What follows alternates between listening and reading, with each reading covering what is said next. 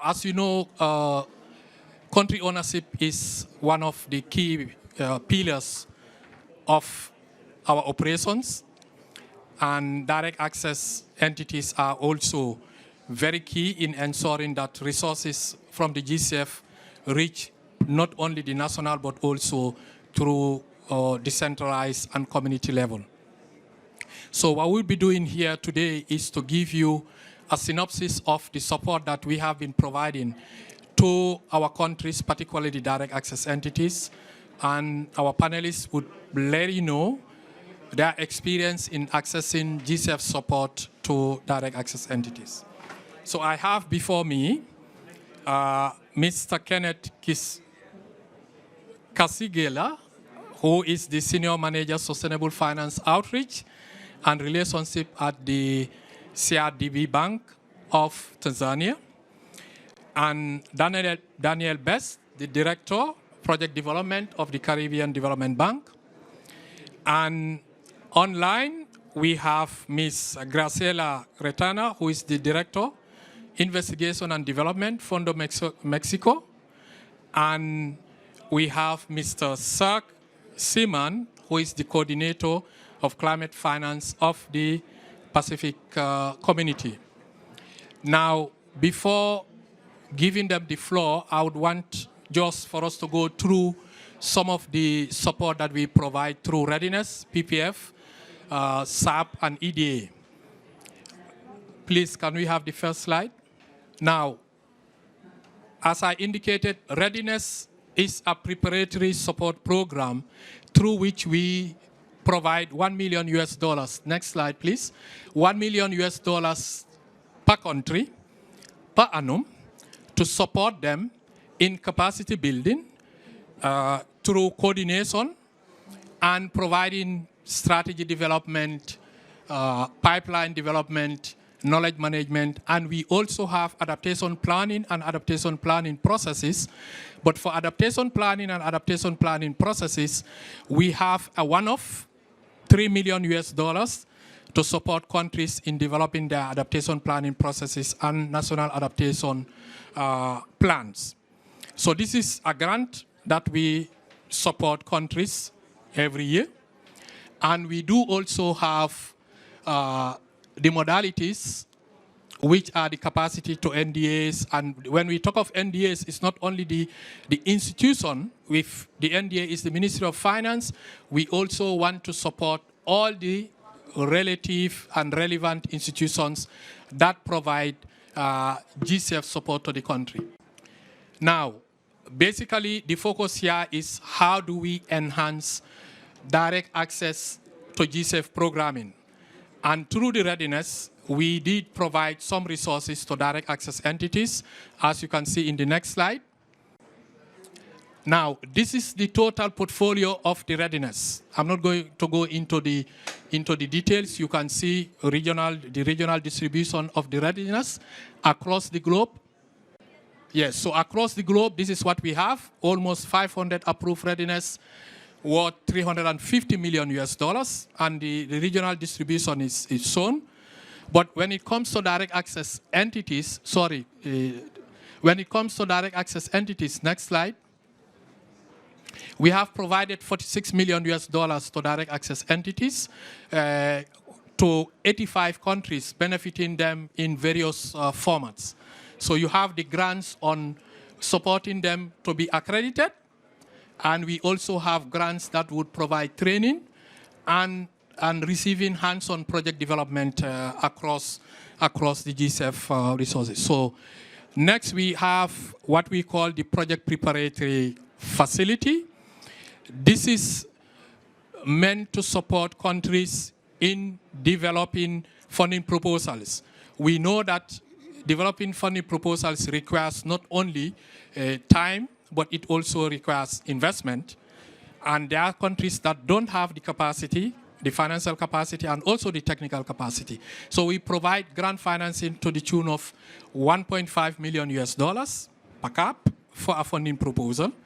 And this could be a grant, it could be a reimbursable grant, it could also be an equity. depending on the circumstances on the funding proposal. And once the funding proposal, the PPF grant is approved, the institution is required to submit the funding proposal within 2 years. So in terms of this window, we do provide financing for project preparation, but we also realize that smaller direct access entities have challenges in managing the process of legal processes, really managing the consultants, stakeholder consultations. So because of those challenges, we came up with another modality of providing services through PPF. So we have 2 windows. One is providing you with the grant money, and you do the managing of the entire process, both the technical studies and also the consultation. But we also have the services through which we provide through firms or consultants that would be doing the management for you, and those are these 2 options. Next, please, because I don't want to take too much of your time on these issues. So this is the regional distribution. We have approved 46 PPF proposals to 27 countries and in 49 countries. And this is the distribution. You can see that as part of the PPF portfolio, 2/3 of the portfolio is coming from direct access entities. So the support to direct access entities is quite enormous. Now, aside from the grant financing, we also providing technical assistance for project development, concept node development across the project cycle.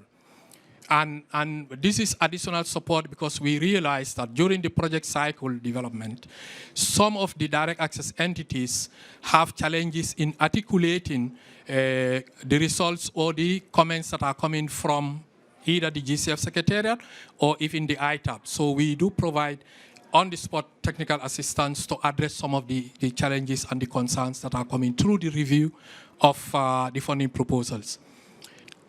Now, we have the simplified approval process, which is also very simple, meant towards addressing funding proposals that are of lower risk. I'm not going to go into the details because our panelists might give us their experience on the simplified approval process. The event here is not meant for us to give you what we are doing, but actually to hear from you, your experience in the facilities and the support that we are providing, particularly to direct access entities. Let's go to the next slide, please. This is the portfolio of the simplified approval process. If you look at the pipeline, the majority of the pipeline from the simplified approval process, project pipeline, is coming through direct access entities. So you have a comparison between what we have in the pipeline in the regular funding proposal and the simplified approval proposal. So the pipeline is quite promising, and our target is to ensure that 50% of simplified approval process funding proposals are coming from direct access entities. So that is our target. You can see that currently we have almost 35% from direct access entities. And as we move through the simplification, facilitation, and acceleration, we hope to achieve the target of 50% of this portfolio coming from direct access entities. We have developed some technical guidelines to support countries on how to develop simplified approval processes. We have an online program that we have also run. It's a self-online program. And we do also have a compendium of the technical guidelines that are in all our languages, English, French, Spanish, and the e-learning is also in Arabic. Now what we do is to ensure that all our knowledge products are in the 4 UN languages, and hopefully we would go into Russian with time. The last one is the enhanced direct access, which is a modality that devolves decision-making and ownership to national, sub-regional, and community level. This was a request for proposal worth $200 million US, and we have approved 3 EDA proposals so far. And the pipeline has 9. Next slide. The pipeline has nine EDA proposals, and out of these 9, 6 are coming from direct access entities. Now, we have also developed guidelines on the enhanced direct access, and this is also in 3 languages. They are all available on the website. We currently have the English version, the French version, and the Spanish version online. So if you go through this, and in fact, this is one of the guidelines that were most visited on our website by the stakeholders. The last one is an action plan to support direct access entities. Next slide. We developed an end-to-end support, next slide please, to support direct access entities. And you can see this is an end-to-end support from pre-accreditation support that we do provide to direct access entities to facilitate accreditation, all the way to concept node development. We would provide them with concept node development. And what we want to do now is to have support that would be across the entire project cycle, through which particularly the new direct access entities would learn from experience and also would be sharing knowledge from one to another. So this is going to be a package that we would be implementing from next year through the various windows that we have at the Secretariat. Now, thank you very much. This is just an overview of the support that we are providing through the various windows. I would now ask the panelists to give me their experience on what the GCF has been doing for them. So Kenneth, I know that you have received various forms of assistance from the GCF in terms of funding proposals or concept node development. Could you tell me what kind of support your institution received from the GCF, and how was that support? Thank you, Pa, for this question. First of all, I would like to acknowledge the presence of my CEO, Mr. Abdul Majid Nsekela. We came all the way from Tanzania. Our experience with the GCF engagement has been very rewarding from day one. Our experience with the GCF engagement since day one has been very rewarding. Since we started accreditation journey and before accreditation journey. So we started the accreditation way back in June 2017. The journey took us about 2 years up to November 2019. So we were able to get accreditation approval within 2 years since we started our journey. So after that, we were issued the accreditation master agreement. So we could not wait for us to sign the AMA before we started our first concept note. So while we were negotiating for the AMA accreditation master agreement, we also went through scanning our portfolio. I'm from the commercial bank, CRDB Bank. So we started scanning through our portfolio so that to see, which project can we start, the project that we really have good experience. So we scanned through the portfolio, and we found that agriculture could be the first attempt for CRDB Bank. As you might know that CRDB Bank is the largest commercial bank in Tanzania, and we command over 45% of the agriculture sector, and for so many years. So this is the area where we have a very good experience. But we also went ahead engaging the government and so many related ministries. That includes the key Ministry of Agriculture. And we went through the private sectors, engaging so many people. So we got all the information right from the beginning. So we thought that if we go to the agriculture, that employs majority of the Tanzanians, over 70%. And most of them, they are smallholder farmers who have so many challenges in regard to climate change. So we went to GCF with our first concept note, asking for GCF funding also the support, if we can also do the required studies to support our full funding proposal.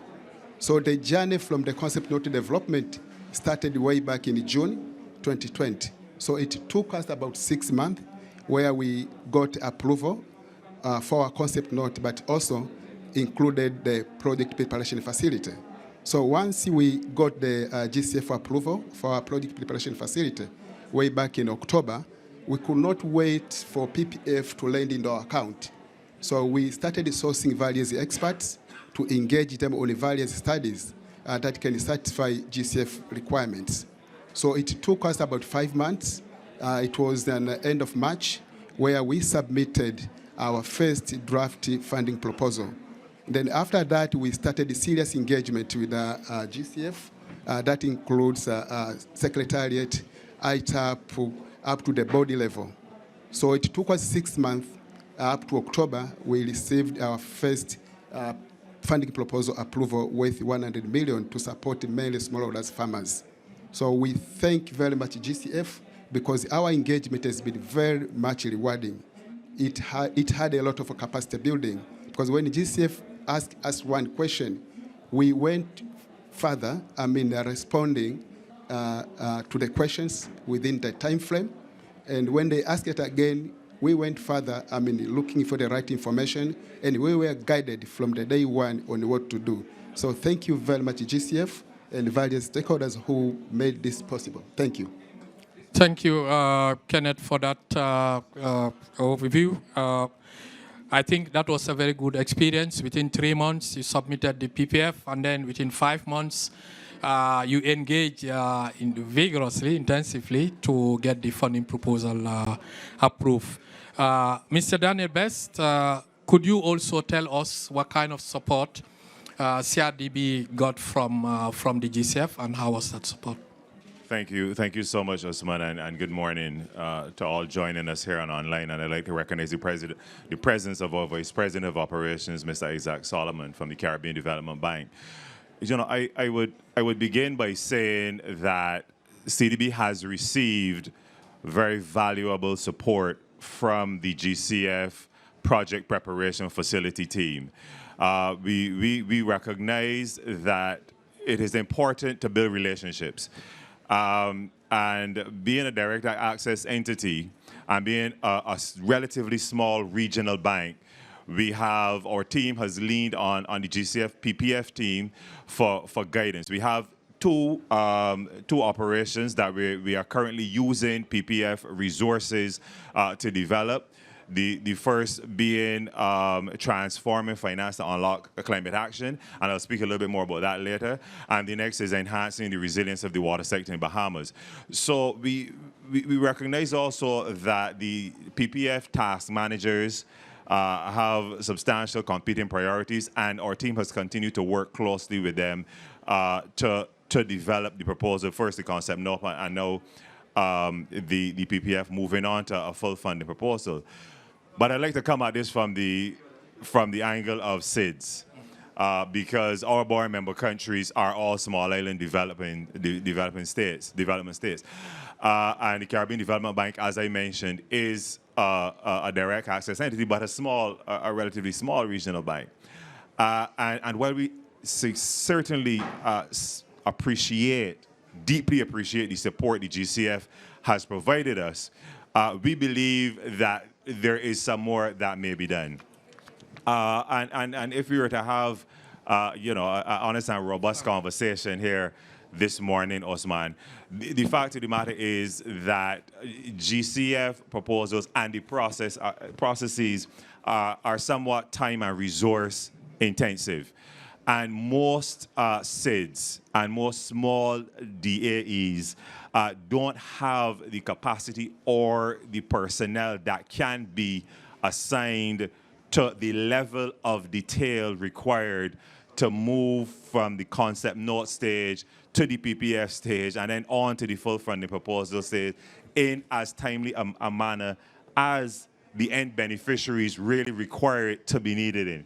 And as a result of that, we are advised, of course, that the GCF is assigning more resources to the Readiness and Preparatory Support Program. And CDB would like to lend its voice to support the approval of that additional funding in as expeditious a manner as is possible, because our SIDS are deeply in need of these resources in as timely a manner as can be. The two projects I spoke about, the two initiatives that we're using the PPF resources about to develop. The first, as I mentioned, is focusing on the private sector, and I know we'll come to that. But the fact is that over 50% of our region are employed by MSMEs. And MSMEs account for north of 70% of our GDP. So the need to, as expeditiously as possible, integrate climate action and climate resources into the operations of MSMEs can be overstated. And as I said, we appreciate what GCF is doing. We appreciate the support. But the time taken and the level of detail required to develop a proposal presents some challenges for SIDS at this stage. So we're quite happy to hear about the additional funding that will be required, that is going towards the preparatory support program. Thank you. No, thank you very much, Daniel, for this. This is quite important. We need to learn from the challenges and difficulties that stakeholders are facing, and to see how we can better improve not only on the processes, the speed, as you said, and also the level of details. And hopefully we will come to that later on. So if I may ask Ms. Graciela to also let us know the kind of support that GCF is providing to Mexico and some of the issues that they faced. Graciela, please. Sure, thank you. We are the Mexican Fund for the Conservation of Nature. We are a national small direct access entity. We are very small. We are just over 40 people. So for us, the support that we have received has been critical to be able to produce good quality concept notes and full proposals. So we signed our accreditation agreement in mid-2019.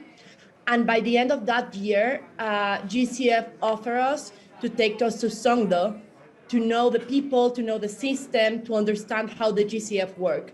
That was really helpful for us because we met face to face to the people that we will be working for the next years and hopefully decades. So after that, we received technical assistance from a local consultant that helped us to develop the concept note. That was really important for us, not only because he guided us on the documents and on the details, but also because he really teaches us and he really shared his experience on the difference that GCF has compared to other donors that we have worked with. We have had 4 different projects with GEF, with the Global Environmental Facility. So we were really used to the conservation, to the development mindset. So he really helped us to change that mindset to the climate logic, to the climate rationale. He facilitated discussions to really understand all the climate change and how the different variables, hazards, affect the vulnerability of our final beneficiaries and ecosystems. So that was really helpful for us. Also, something that was helpful for that technical assistance is that we at the team, we were us as an accredited entity, but also we had a technical leader who is part of the government, the National Institute of Ecology and Climate Change. And additionally, we involved the implementing agencies, the executing agencies since the beginning. So we were a large team developing the concept note.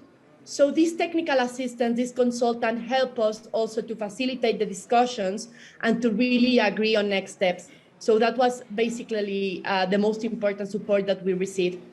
After a couple of months, 3 months of support from this technical assistance, we developed our concept note, and it took us less than a year to develop the full proposal after that. So it was really critical for us, his assistance, to be able to respond rapidly and timely to GCF requests. Thank you very much, Graciela. And let me come to Mr. Dag Sneeman.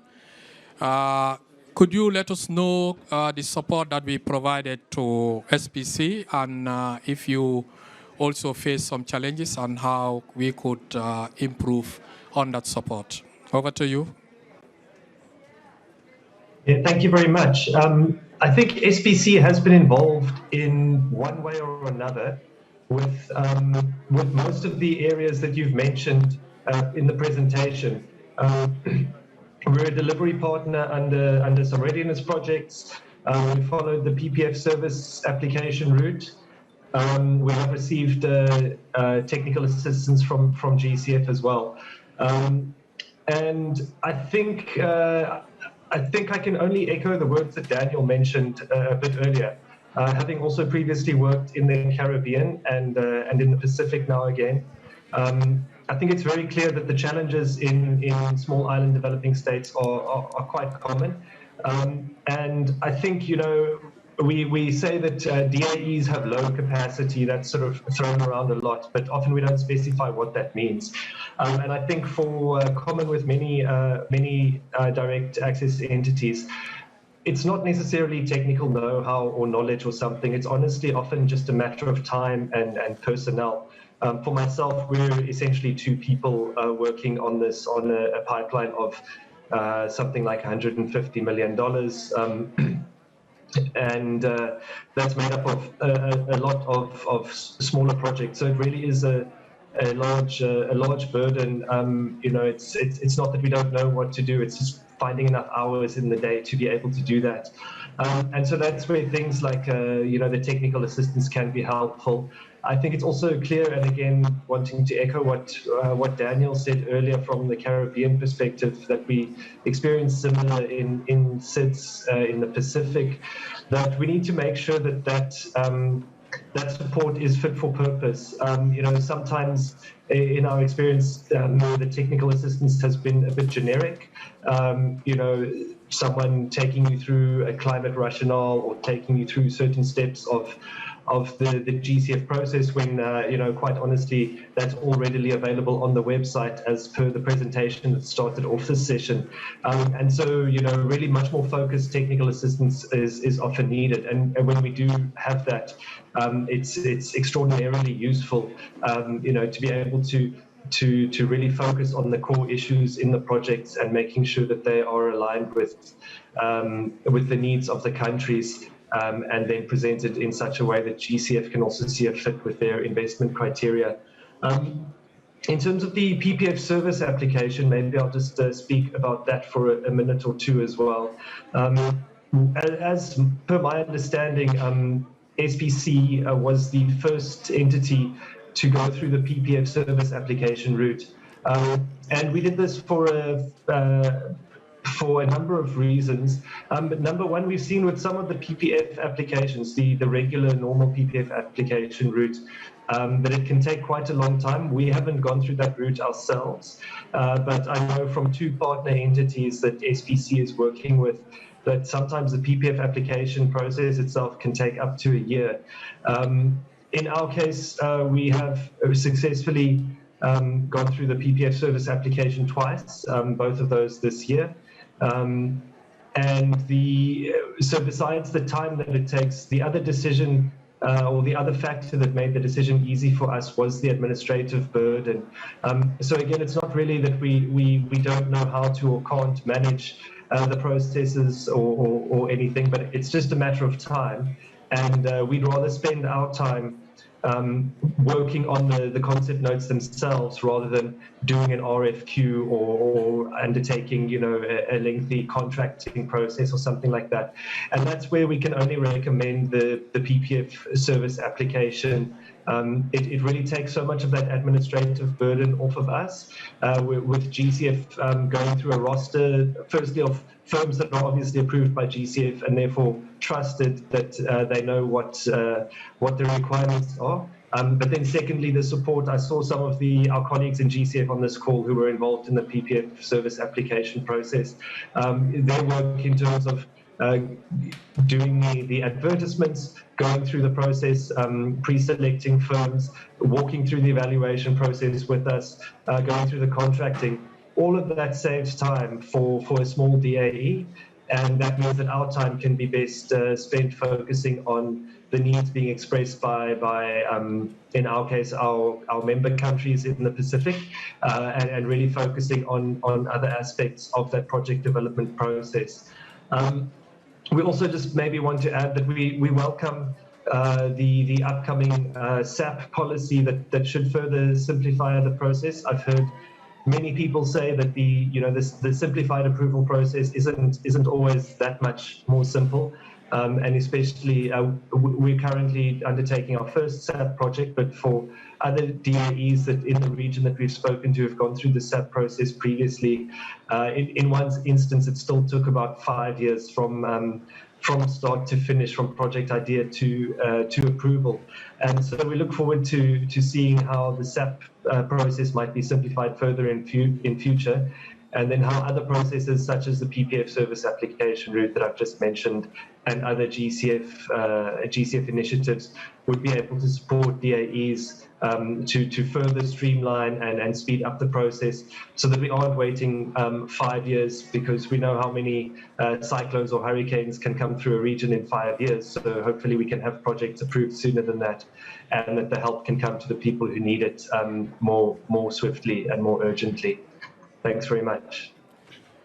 Thank you very much, Dan, for also echoing what Daniel said in terms of the speed. I think the urgency of the impacts of climate change is evident, and we also have to ensure that our speed and our processes are in sync with the urgencies that your requests demands. So, Doug, if I may come to you again, you were one of the direct access entities that benefited from an EDA. Could you please tell us your experience with the enhanced direct access funding proposal process? Sure, thank you very much. Yes, we're very happy to have our EDA approved, which is also SPC's first GCF project, full project, and the first EDA for the Pacific. So it's a big milestone for our region as a whole. Other countries have been following us and have been asking us questions. Other DAEs have been asking questions, and we have a few more EDAs in our proposal pipeline already, and it's certainly very exciting. I think one of the most important things, and something that I'm very grateful to work for SPC in that we do, I think, quite well, is really fostering the country ownership and getting good engagement from the country, and that's absolutely essential. Because at the end of the day, it's not the DAE's organizational priorities, or dare I even say it's GCF's investment criteria that are important, but it's the needs of the beneficiaries and the needs of the countries that are, for us, of paramount importance here. And so when you have that strong country engagement, so many other things fall into place. You've got good cooperation with the stakeholders when you need information. You're able to set up strong working relationships, which are important not only for the proposal development, but also eventually for the implementation of the project itself. And so we really feel that good country engagement, both with government and with non-governmental players, with CSOs, with other development organizations in the country or in the region, that becomes really important. I think the other thing perhaps to note when thinking about EDAs is that, of course, there's this focus on climate change, the technical aspects of climate change, the science, the data, all of that type of thing. But what we learned going through our EDA proposal, and again, when we were talking with our counterparts in the Federated States of Micronesia, is that there've been projects for years and even decades under other initiatives, Adaptation Fund, GCF, other multilateral and bilateral climate change projects, and they haven't always delivered the results that we look for. And one of the reasons is that it's not only always the technical aspects of climate change that are challenging, but it's sometimes basic issues like project management, budgeting, how to manage finances, how to do monitoring and evaluation. And so this was a key part of the project design for this enhanced direct access project in the Federated States of Micronesia. That besides, the technical aspects around climate vulnerability assessments and doing, designing fit-for-purpose adaptation solutions, but also giving the kind of support that organizations need to be implementing the activities in a robust manner that will deliver the adaptation benefits. So in this specific project, just for a bit of background information to how it works, perhaps, the project will be doing on-granting of grants between 750,000 and 1 million US dollars for local authorities at the state and also at the municipal level to be able to implement climate change adaptation interventions in 3 thematic areas: in food security, water security, and disaster risk reduction. And so for that to happen, looking at the diverse range of themes that the project will be addressing, it was realized early on that not only the technical knowledge, how to do DRR properly, which type of water security intervention is most suitable for which area. Sure, that's really important as well. But also making sure that these are implemented properly, that activities are done in a sustainable manner, that you're ensuring environmental and social safeguards are adhered to, that you're ensuring gender and other forms of social inclusion in the project. Those are as important as the technical climate change issues from inclusivity and effectiveness and from a long-term sustainability perspective. And so I think, again, for me, one of the most exciting parts of this project is this sort of more holistic approach where we're focusing on strengthening and supporting the state and municipal authorities when they eventually submit their own project proposals under the granting facility and implement those projects, that we will have confidence that they will be supported in every step of the way to be able to ensure that it's technically a strong project, that it's definitely addressing identified climate risks, that it's providing proper, again, technically sound adaptation solutions, but then also that it will be the entire project management process at that sub-grant level will be following, strict financial management processes, that will be strong project management cycles that will ensure that the interventions are properly implemented, and that you're ensuring that the needs of the beneficiaries, in whichever vulnerable group they fall into, will be met, and that it won't just be a cookie cutter approach or a one-size-fits-all kind of approach. So yeah, I think I'll stop there. I don't want to take time from other speakers, but I think it's a really exciting project. It's a really exciting opportunity, this enhancing direct access route, and I think it has the potential to deliver real benefits as long as we make sure that it's looked at from a holistic perspective, and that we're ensuring that the interventions will be sound on multiple fronts, on the climate change, on the technical front, but also in terms of other aspects of project implementation. Thank you very much, Dirk. And let me come back to Kenneth. Kenneth, based on your pipeline and your plans, what message do you have for the GCF, and how can we be of more support to your institution? Thank you very much, Pa. As a direct access entity and very new institution to the GCF space, what we've learned from GCF is that once you have a highly motivated team, highly committed team, GCF is always available to support you. So apart from that, my institution, CLRB Bank, is very much interested in climate action to join the wider international community in the fight against climate action. For example, within CLDB Bank, the team that deals with sustainable finance is being supervised directly by the CEO himself. So we are getting a very high support from the board level, management, and the entire staff. So my suggestion is that for the GCF to increase the capacity to the direct access entities, but also to increase the number of support in terms of the moral and financial support. So we are ready to learn, and we are very much committed to join the wider international community in fight against climate action. Thank you very much.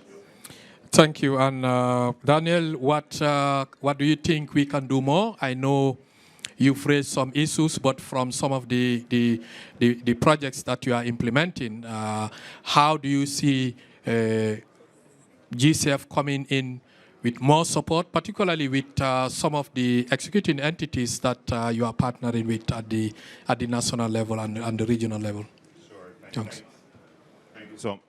Thank you so much for that question.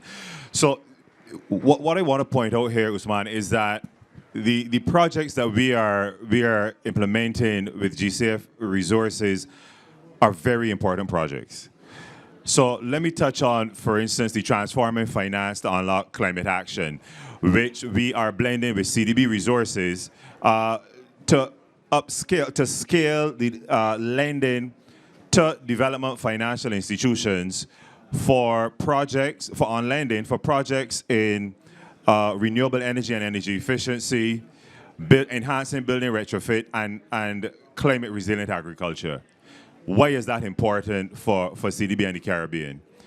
You know, depending on which index you look at, either 6 or 7 of the 10 most vulnerable countries in the region, in the world, are in the Caribbean. So driving climate action at the MSME level is critical. It is critical because, as I mentioned, renewable energy and energy efficiency. Let's take that part of it. The fact is that our fossil fuel import bill is completely out of scale in the Caribbean. That is one. The other point, of course, is climate smart agriculture is of vital importance to our region because we have a food security challenge within the Caribbean. And thirdly, many of the buildings, especially government buildings in the Caribbean, were constructed in colonial times. So the importance of building resilience in the infrastructure in our region can't be overstated. And hence, this project, which GCF is supporting, and we deeply appreciate, as I mentioned, is critical. 3 of our countries will be receiving support through this project: Belize, St. Lucia, and Jamaica. So for all intents and purposes, this is a pilot project that CDB is driving with the GCF. Again, why is that important? The Caribbean Development Bank has 19 borrowing member countries. It is important that the demonstration effect of this initiative to the other 16 borrowing member countries is a positive one. And as I said, the relationship that we've had with the GCF PPF team has been a solid one, but the processes have provided some challenges. And it's important, therefore, that moving to the next stage, because we want to roll this out for other projects, for other countries. So we want to roll this out. And if we could treat this in as modular a way as is possible, to roll it out to other countries without going through all of the development work that we took to get to this stage with just 3 countries, I think it would be beneficial to the people of the region. The other point, of course, is the other initiative that we are using PPF resources for at this time is enhancing resilience within the water sector in Bahamas. Now, I think we've all seen pictures of the Bahamas with the beautiful beaches and lovely hotel scenery, and that is the Bahamas. It is an absolutely beautiful country. However, there are substantial pockets of vulnerability within the Family Islands. And water scarcity is also a challenge. And this project will not only respond to the infrastructure challenge, as the first one will as well, but also it will respond to the need to upscale policy actions to be more climate appropriate.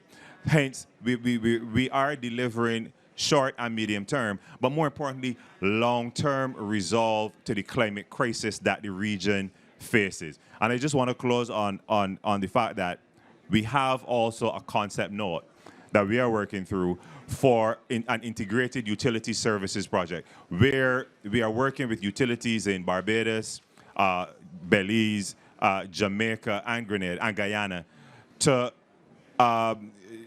essentially support utilities in functioning as energy services companies, whereby their end users, the households and small businesses, can benefit from the utilities providing them with resources for distributed energy services.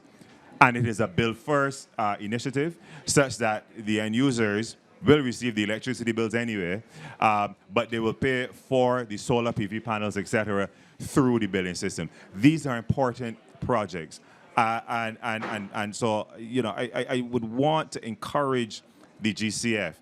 You have a great team. We appreciate the support. But if that project preparation support can come even a little earlier at the concept note stage in supporting our countries to develop concept notes in a timely manner, these powerful interventions will reach the good people of the Caribbean a lot sooner. I just wanted to say that. Thank you so much. Thank you very much for those additional points. I think it's very key that we try to mainstream our processes and support you further and learn from the experiences and the challenges that you have highlighted. Graciela, if I may come to you, what do you think, what do you see as the challenges that you have experienced with GCF, and how can we improve on them? Thank you. Well, for our first project was a SAP project. I don't know how simplified it was compared to a regular project, because I do not know our regular project. But after going through a SAP, I don't know if I want to go through a regular project. The SAP was enough for our, as Duke said, not only, it's not our technical capacities, but maybe for our time. We're also only 2 people developing our pipeline for all type of projects, no? So something that happened to us, all the process we had for the concept note and the beginning of the full proposal, we have the support of this local technical assistant, which was great. We have really timely, prompt response from the operations at GCF. We had a really good relationship that we really appreciate. It was close relationship, candid, timely. It has been a really good experience for us. We decided not to ask for PPF resources for this project because we were just finishing a global environmental facility project that was kind of similar in some aspects. And we thought that for our first project, it would be a good idea to scale up a previous project, no? To scale up lessons learned. So we decided to go for SAP and not to ask PPF resources. Also because for our first project, we wanted to really understand the full cycle of a full proposal preparation. So we wanted to do all the pre-feasibility studies ourselves and to write up all the proposal and all the annexes for ourselves to really understand what the GCF was asking us in the comments, no? So that was something that we decided to do. But what happened to us by the end of the full proposal preparation is that we had a strong proposal, and it was, as I mentioned before, it was really rapid the way that we prepared it. But at the moment that when we went into ITAP, we received comments that were never highlighted before, not for the technical assistants, not for the operational team. So it was a surprise for us 2 weeks before going into the board to receive by the first time some type of comments, and comments that were fundamental for the climate logic, for example, no, to decide which kind of activities to implement. They were like the base of our proposal in some way. So we were really lucky that GCF put us in contact with a person that helped us to do this, to work with us and to assist us to try to reframe this climate logic in a fastly and timely way. And also, as we work with the National Institute of Climate Change, well, we have the best experts in climate change in our team now, the best experts in Mexico. And in some way, Mexico has good climatic data, no? So for us, it wasn't impossible to reframe the proposal or to try to answer ITAP questions rapidly, but definitely it created a lot of last minute, and that could be avoided, no? And in some way, mostly because we have technical assistance since day one, no, from the GCF. So maybe those kind of requests can be put up front since concept node development, no? So I think that was the most important challenge that we face.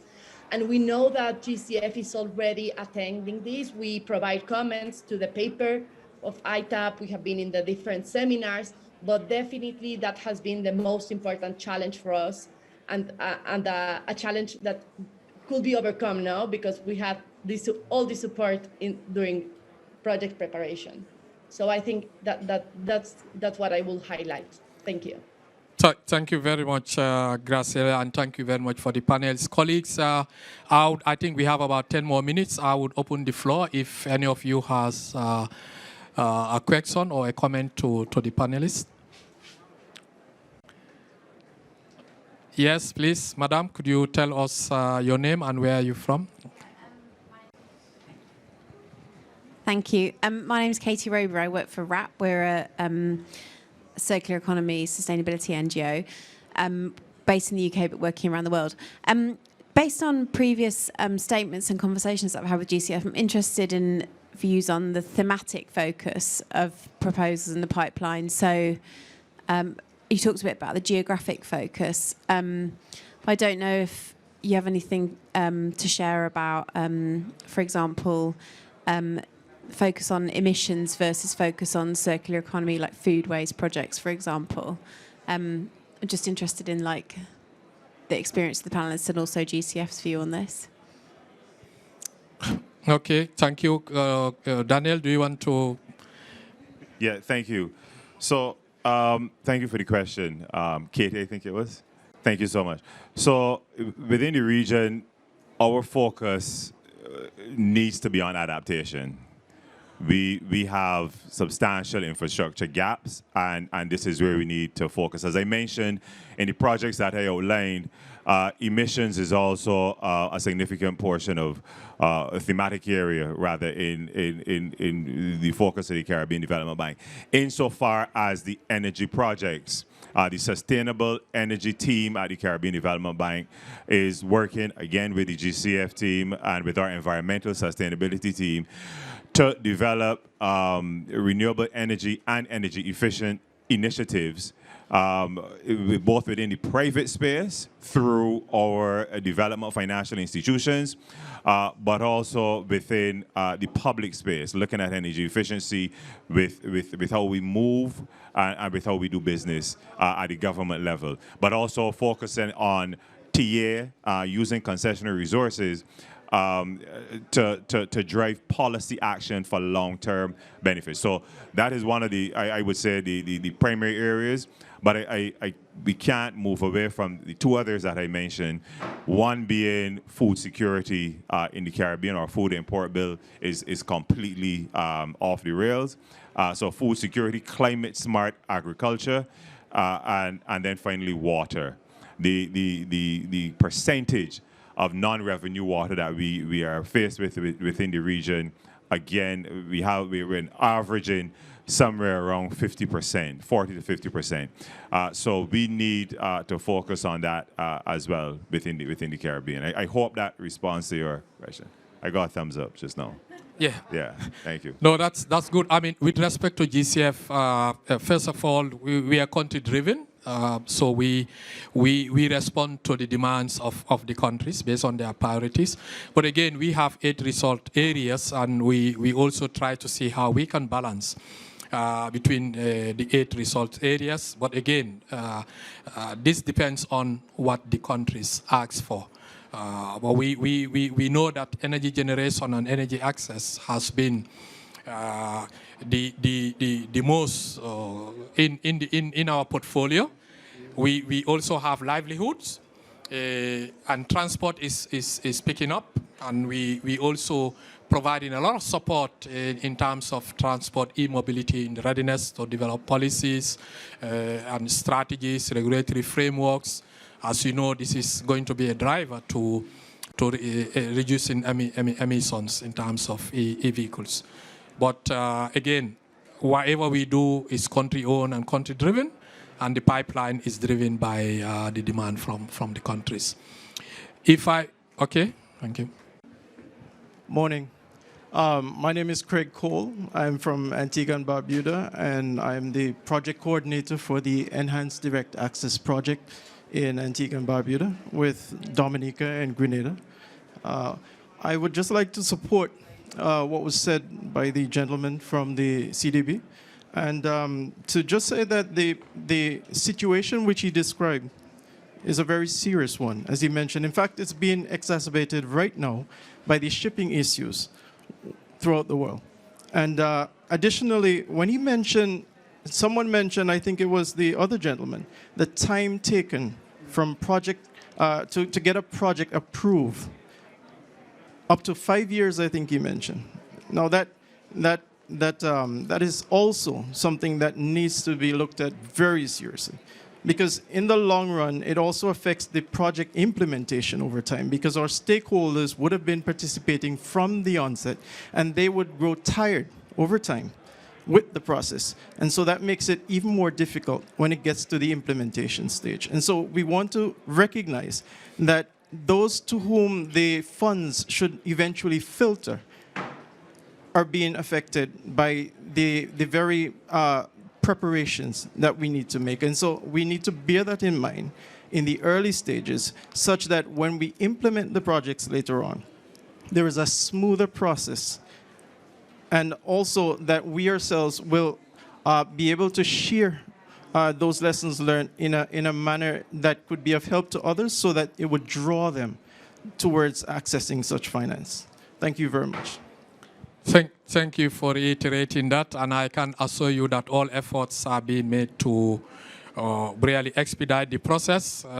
If you look at the average timelines now for this year, we have reduced from these 5 years now to between 12 to 18 months from project submission to approval. But again, this is the average, and it depends on who is submitting the project, what is the quality at entry.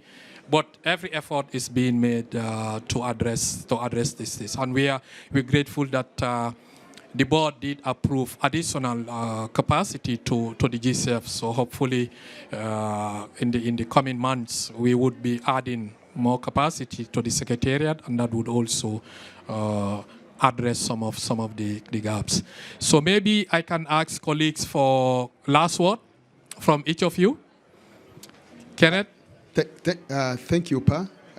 For mine, I think what I can insist, what also I can ask from GCF, if you can, we can also be able to provide financial support during the concept note development. For example, for our case, we used a lot of resources developing the concept note that was led to the funding proposal successfully. But there was a lot of painful, a lot of resources that we committed from our institutions. So it's lucky enough that we had a lot of support from the bank where I'm working. We were able to develop the concept note up to the funding proposal successfully. Like of now, we have like 5 pipelines that we can even be able to submit to GCF for approval by end of next year.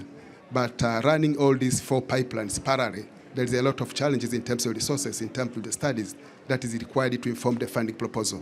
So my humble request to GCF, if you can be able to work close with the direct access entities and the other entities to support financially from the onset of the concept note development. Thank you very much. Thank you, Kenneth, for that. Daniel? Thank you so much, Usman. So, in one snapshot of time and space this year, the Caribbean experienced a volcanic eruption, the passage of a hurricane, while undergoing a global pandemic. We live in a tough neighborhood. And I would just say, and I'm not trying to get biblical here, so you'd forgive me, but I think the GCF was created for such a time as this, and for such a region as ours. And when I say region, I'm speaking to SIDS across the world. I want to thank the GCF. I want to thank the team at the GCF for the efforts that they have expended in supporting the Caribbean Development Bank, in supporting SIDS. As I said, I think the relationship management has been solid, and we deeply appreciate that.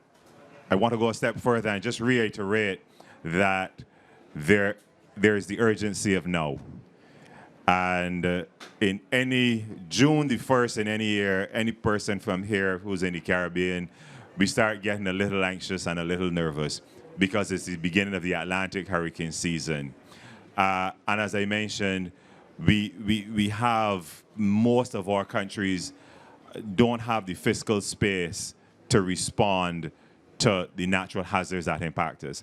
The new president of the Caribbean Development Bank, Dr. Jean Leon, has coined the 3 R's: rescue, recovery, and repositioning.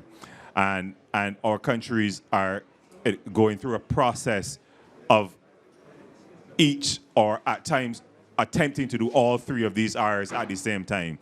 And it is a failing proposition. And we think the GCF has been providing support at the rescue stage and the recovery stage. We just need it to happen in a more timely manner, because before we can get to the repositioning stage, oftentimes we find ourselves back at the rescuing stage. And so, as I mentioned before, the good people of the region are looking to us and to the GCF for the level of financing and resourceful support that we need to move us to the repositioning stage and keep us on a sustainable path to the future. I want to thank you for this opportunity, Usman. Thank you, Dirk. Daniel, sorry. Dirk, your final word, please. Yes, thank you very much.